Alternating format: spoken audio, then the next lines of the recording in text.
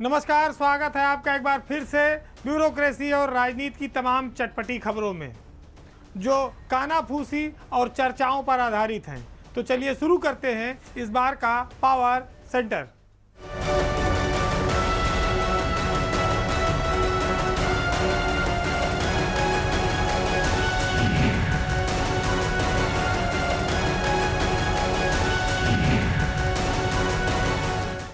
सियासत दोस्ती की जड़ में मट्ठा डाल देती है, ये एक शायर ने बहुत पहले लिखा था।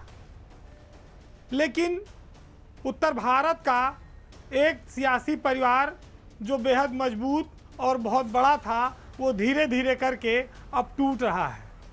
बात मुलायम सिंह यादव के समाजवादी परिवार की हो रही है, जिसमें शिवपाल यादव अब सपा से एक अलग राह चलने की ओर बढ़ चले हैं। शिवपाल यादव, उनके बयान ऐसा लगता है कि वो बीजेपी के बेहद करीब आ चुके हैं। अखिलेश और मुलायम की ओर अब उनके लौटने की गुंजाइश कमज़ोर होती जा रही है।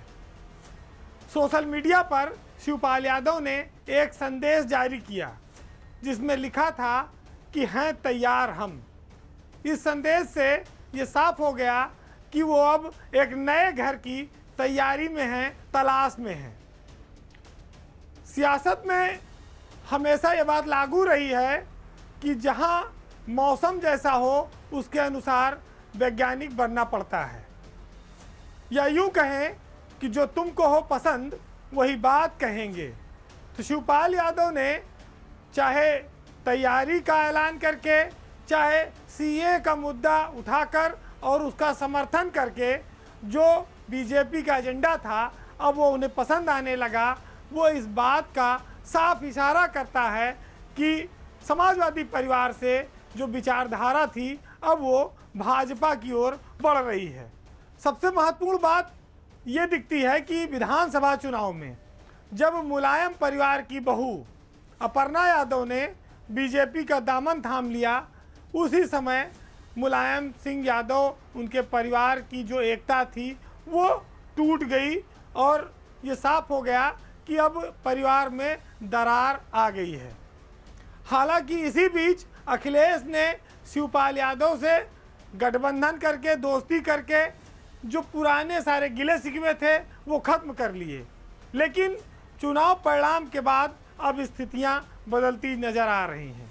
सियासी लोगों को इस बात का अब इंतज़ार है कि सोशल मीडिया और बयानों में शिवपाल यादव के जो बदलाव दिख रहा है वो हकीकत में कब बदलेगा, या यूं कह सकते हैं कि शिवपाल यादव बीजेपी में कब जाएंगे। अभी तक ये साफ नहीं हो पाया है कि वो बीजेपी से गठबंधन करेंगे या केंद्र में जाएंगे या यूपी में उन्हें कोई पद दिया जाएगा। लेकिन उनके जो बयान हैं वो राष्ट्रवाद, वो समान आचार नागरिक संहिता, ये सब बीजेपी को पसंद आते हैं। और ये दर्शाता भी है कि पड़ला इस ओर झुक रहा है। वो अंतिम फैसला कब कराएगा, इस पर सबकी निगाह है। माना यह जा रहा है कि 19 अप्रैल के बाद शिवपाल यादव कोई नया ऐलान, बड़ा ऐलान कर सकते हैं। राम लक्ष्मण की जोड़ी मुलायम और शिवपाल उत्तर प्रदेश की सियासत में एक समय पर बड़े महत्वपूर्ण रहे। करीब 3 दशक तक उत्तर प्रदेश की सियासत को ये जोड़ी प्रभावित करती रही। लेकिन राम अब एक उम्र के ऐसे पड़ाव पर हैं जहां उनकी उतनी चलती नहीं। लिहाजा लक्ष्मण को लगता है कि कई बार सर झुकाने के बाद भी सम्मान मिल नहीं पा रहा है। ऐसे में एक नया रास्ता चुना जाए। बहरहाल सियासत की तमाम मजबूरियां होती हैं। परिवार, जो लोग जुड़े होते हैं संगठन में, उन सब के प्रति जवाबदेही भी होती है। और शायद यही कारण है कि शिवपाल चाहकर या ना चाहते हुए भी अपना रास्ता धीरे धीरे अलग बना रहे हैं। वैसे तो हमारे देश में जब पेट्रोल डीजल के दाम बढ़ते हैं तो महंगाई को लेकर बड़ा हंगामा होता है। लेकिन इस महंगाई पर इन दिनों काफ़ी मजाक चल रहा है। मजाक इस दृष्टिकोण से कि 60-60 की 2 चोरी इस देश में इस बार चर्चा में है। एक 60 फीट पुल था बिहार में, उसको चोर चुरा ले गए। उसके बाद दूसरी चोरी जो चर्चा में आई वो 60 किलो नींबू की शाहजहांपुर में। तो ये जो मजाकिया लहजा था वो सिर्फ इसलिए था कि प्रदेश और देश की जनता का ध्यान इस ओर जाए कि आज के ज़माने में चोर कहाँ कहाँ तक निशाना लगा सकते हैं। आप यूँ कहिए कि जब महंगाई बढ़ी तो चोरों के भी थोड़े अच्छे दिन आ गए, क्योंकि नींबू 15 रुपया का एक बिक रहा है, 300 रुपये किलो तक हो गया। और यही वजह है कि चोरों की नज़र बाकी सब सब्जियों को छोड़कर नींबू पर लगी है। यूँ माना जाए कि सोना चांदी के चोरी करने से बेहतर है कि चोर ये सोच रहे हैं कि नींबू चुरा लो और धीरे धीरे करके बेच लो, काम भी चलता रहेगा और इस गर्मी में गला भी तर होता रहेगा। नींबू की कीमत क्यों बढ़ी, उसकी चोरी क्यों हो रही है, इसके पीछे कुछ सीजनल कारण जिम्मेदार हैं। एक तो गर्मी का मौसम आ गया, इसी में रमज़ान चल रहा है, उसी में नवरात्र आ गया, शरबत ठंडाई तमाम सारे चीज़ों में नींबू की ज़रूरत पड़ती है खाने पीने में। इसी दृष्टिकोण से मंडी से नींबू गायब होने लगे। हंगामा तब मचा जब तिलहर में एक मनोज कश्यप हैं, मंडी में उनकी दुकान थी, उन्होंने एक गोदाम में नींबू रखा था 60 किलो, प्याज भी था, लहसुन भी था। चोरों ने सब चोरी कर लिया। शाहजहांपुर का जो मामला था ये गर्म चल रहा था, तब तक जसवंत नगर में इटावा में चोरों ने नींबू का बगीचे में चोरी कर ली। वहाँ पर एक तरुण मिश्रा हैं, उनका बगीचा था। इसी तरह से कानपुर के बिठूर और चौबेपुर में जो नींबू के पेड़ हैं, बाग हैं, लोग उनकी रखवाली कर रहे हैं। नींबू की चोरी की घटना से किसान और पुलिस दोनों परेशान हैं, माथा पीट रहे हैं कि आखिर इसका हल क्या है, इलाज क्या है। देखिए, हमारा देश बड़ी विचित्रताओं का देश है। जब किसी चीज़ की डिमांड बढ़ती है तो सेठ साहूकार सबके चोरी करने का तरीका अलग अलग है। कोई मुनाफा कमाकर चोरी करता है, कोई किसान से कम घटिया घटतौली करके चोरी करता है। आपने देखा होगा कि गन्ना किसानों से साथ घटतौली होती है, बिचौलिए उसका फ़ायदा उठाते हैं, मिल मालिक उसका फ़ायदा उठाते हैं। तो बिहार में तो पूरा 60 फीट लंबा पुल है, चोरी कर ले गए। यूपी में ऐसा पुल मिला नहीं तो चोरों ने सोचा कि चलो नींबू से काम चलाया जाए। वैसे भी इस देश में हरदम लोगों ने नींबू निचोड़ा है, पहली बार ऐसा मौका आया है कि नींबू लोगों को निचोड़ रहा है। उत्तर प्रदेश में भाजपा ने एक के बाद एक कई रिकॉर्ड बनाए हैं। सियासत में आज़ादी के बाद यूपी का जो उच्च सदन है यानी कि विधान परिषद, उसमें बीजेपी पहली बार अब बहुमत में पहुंच गई है। एमएलसी का भी चुनाव निपटा 36 सीटों पर। अमूमन ये चुनाव सत्ताधारी दल के लोग जीतते हैं। 36 में 33 बीजेपी भी जीती।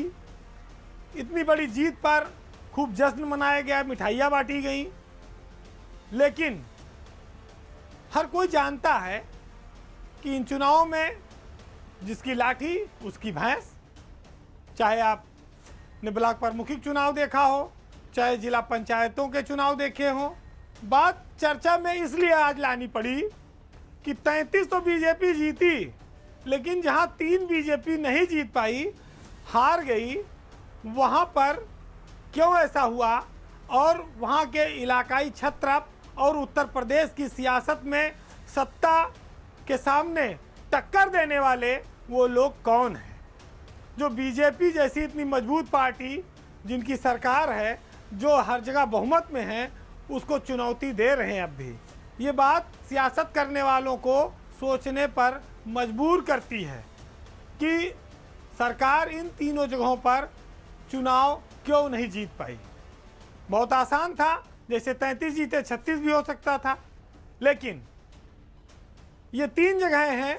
प्रधानमंत्री का संसदीय क्षेत्र बनारस, जहां बीजेपी हार गई। आजमगढ़, जहां अखिलेश यादव लोकसभा के सांसद थे, जहां सारी सीटें 10 सीटें समाजवादी पार्टी ने विधानसभा चुनाव में जीती। तीसरा नाम प्रतापगढ़, राजा भैया और उनकी पार्टी जनसत्ता दल, जिसको 1 सीट मिली।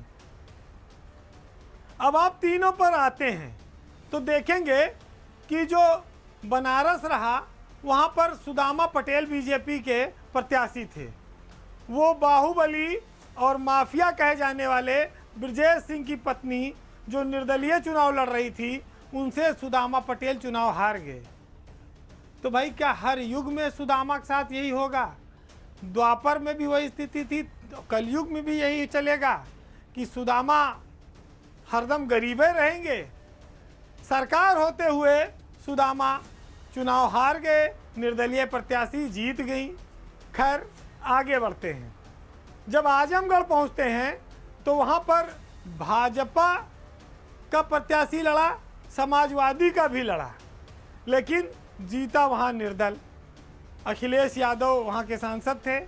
10 विधानसभा की सीटों पर समाजवादी पार्टी का कब्जा है, लेकिन बीजेपी से निष्कासित एमएलसी यशवंत सिंह, जिनका बेटा विक्रांत सिंह रिसू निर्दलीय चुनाव लड़ रहा था, उसने इन बड़े बड़े दिग्गजों को धूल चटा दी। यशवंत सिंह की जीत इस बात को साबित करती है कि सियासत में सरलता का कोई पैमाना नहीं है, मापदंड नहीं है। 4 बार से यशवंत सिंह एमएलसी हैं। क्षेत्र की जनता और राजनीतिक जीवन में जो उन्होंने कमाया था, वो परिणाम उनके बेटे की जीत के रूप में अब सामने है। यशवंत सिंह को बीजेपी ने बीच चुनाव में पार्टी से बाहर निकाल दिया। ये वही यशवंत सिंह हैं जब योगी आदित्यनाथ पहली बार मुख्यमंत्री बने थे तो वो किसी सदन के सदस्य नहीं थे। यशवंत सिंह ने अपनी एमएलसी की सीट योगी आदित्यनाथ के लिए उस समय इस्तीफा देकर छोड़ दी थी। भाजपा ने उस बलिदान का उनको फल भी दिया, उनको फिर से एमएलसी बनाकर भेजा, लेकिन अपने अधिकृत प्रत्याशी के खिलाफ उनके बेटे के निर्दलीय चुनाव लड़ना बीजेपी ने अनुशासनहीनता माना। उन्हें और उनके बेटे दोनों को पार्टी से निकाल दिया। उसके बावजूद वो चुनाव जीतकर वापस आ गए। और ये महज संयोग होगा और एक कहा जाए कि अपने आप में एक ऐसा विचित्र स्थिति होगी कि बाप और बेटा जब दोनों उच्च सदन में एक साथ बैठेंगे नजर आएंगे। हालांकि यशवंत सिंह के राजनीतिक जीवन के लिए बड़ी उपलब्धि है, लेकिन बीजेपी को इस पर फिर से सोचना होगा कि यशवंत सिंह जैसे लोगों को वो वापस कब पार्टी में लेती है। तीसरा मामला प्रतापगढ़ में राजा भैया जो कुंडा से विधायक हैं, उनकी पार्टी जनसत्ता दल के टिकट पर पहली बार चुनाव लड़ी और वहां पर सत्ताधारी दल को चुनाव हराकर वहां पर अक्षय प्रताप सिंह एमएलसी चुने गए। ये दर्शाता है कि रघुराज प्रताप सिंह राजा भैया ने पार्टी बनाकर बहुत अक्लमंदी का काम किया। उन्होंने अपनी और अपने पार्टी की एक पहचान बनाई। विधानसभा के चुनाव में 18-19 सीटों पर वो लड़े, 2 सीटों पर वो जीते। कांग्रेस और बहुजन समाज पार्टी से अच्छी स्थिति उनकी आज विधानसभा में है।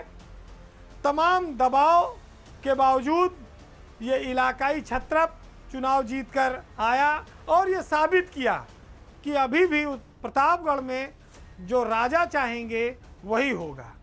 वैसे एक चीज़ अगर आप देखेंगे तो ये कह सकते हैं कि जो 3 निर्दलीय लोग जीते, इनके लिए सरकार थोड़ी नरम भी थी, जिसका उनको लाभ मिला।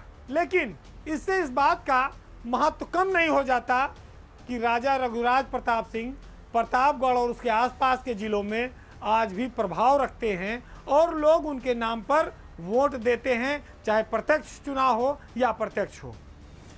सादगी से चुनाव जीतकर यशवंत सिंह ने भी इसी तरह का सम्मान और मैसेज हासिल किया है। तीसरी बात, सुदामा पटेल की हार के पीछे ये कहा जा सकता है कि ब्रजेश सिंह जैसा नाम वहाँ उनके साथ मुकाबले था।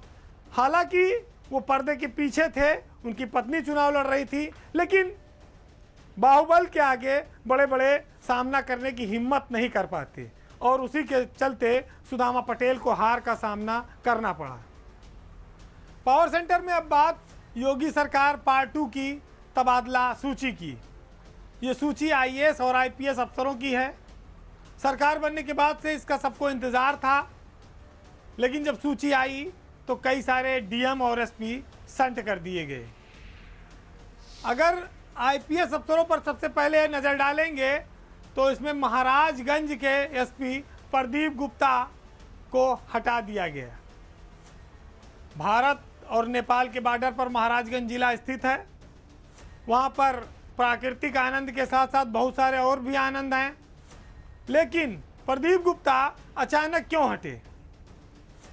कहा यह जा रहा है कि सोशल मीडिया पर प्रदीप गुप्ता की जो लग्जरी जीवन शैली है उसकी शिकायत और प्रदर्शन दोनों शासन तक पहुंच गया।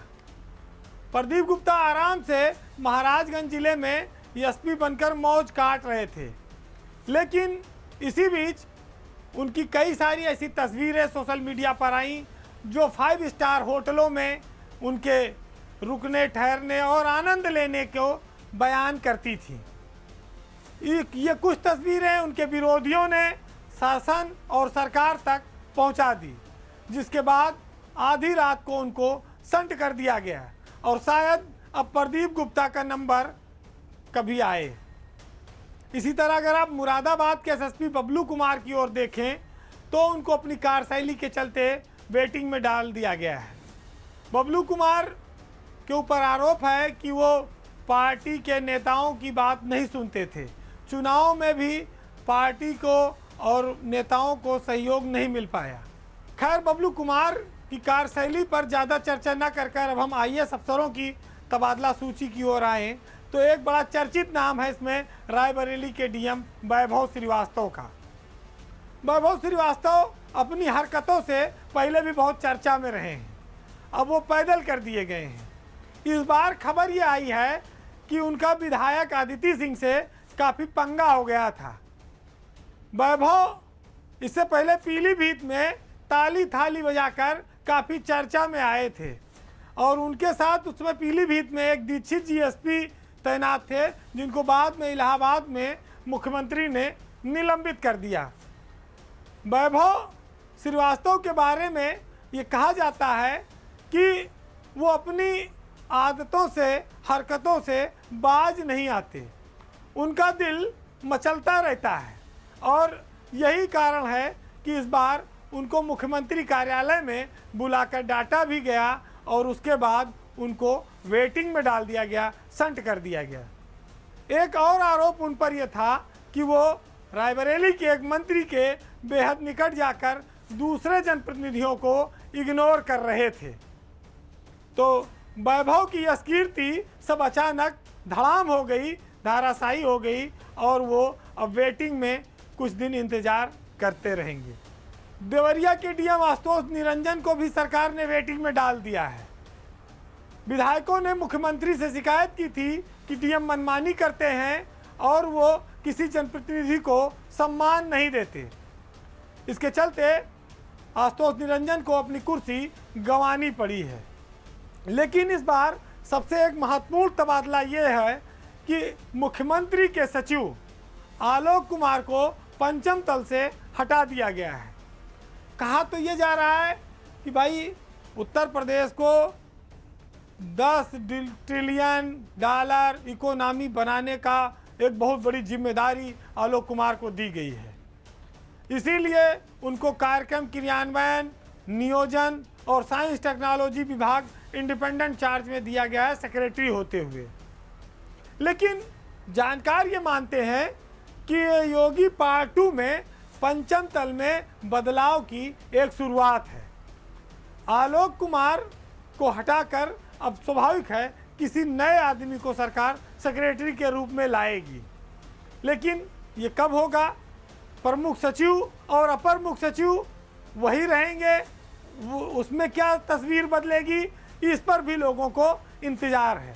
लेकिन हो सकता है ये इंतज़ार 30 अप्रैल तक चले, क्योंकि अभी कुछ जगहें खाली होने वाली हैं। लोग रिटायर होंगे तो उन जगहों पर कुछ अधिकारी जाएंगे और उन अधिकारियों की जगह भरने के लिए फिर कुछ और परिवर्तन होंगे। हालांकि इस बदलाव में लोग ये मानते हैं कि इस बार पंचम तल बदला बदला नजर आएगा। केशव प्रसाद मौर्य जो उत्तर प्रदेश में उप मुख्यमंत्री हैं, उनके विभाग पीडब्ल्यूडी में 3.5-4 साल से समीर वर्मा सचिव थे।